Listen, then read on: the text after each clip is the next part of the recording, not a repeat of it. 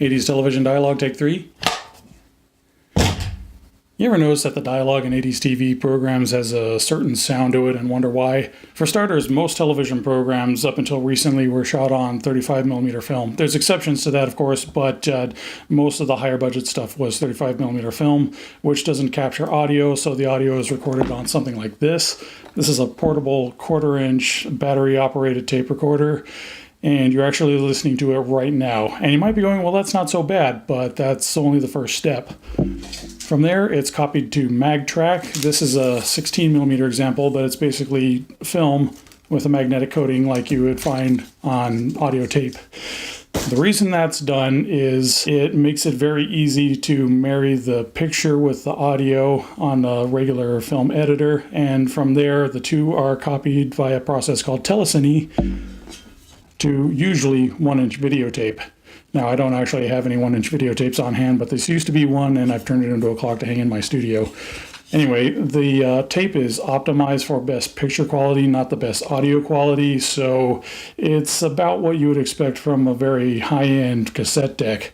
Now, the reason that's done is because it's a lot faster and easier, and not to mention cheaper, to edit on video than on film, so the original takes are then edited over to what's called an edit master, and from the edit master, it's copied over to a 2-inch 24-track tape, and this is by far the most transparent step in the process. Once it's on the 24-track tape, sound effects are added, music, extra dialogue, voiceover, what have you, is all done there. Now, the individual tracks on the 24-track tape are mixed to stereo or mono, depending on the station and the period, but they're recorded back to extra tracks on the 24-track tape. And the reason that's done is if they make a mistake, they can just rewind the tape a little bit. Like if they decided a sound effect was too loud, they can just record over that spot again without having to start again from scratch. It's a very efficient way to work. I've done it myself, and it's hard to beat. But from there, the final mix on the 24-track tape is copied over to, you probably guessed it, a duplication master. From the duplication master, they're copied over to the final copies, which go out to all the TV stations, and that's what you hear.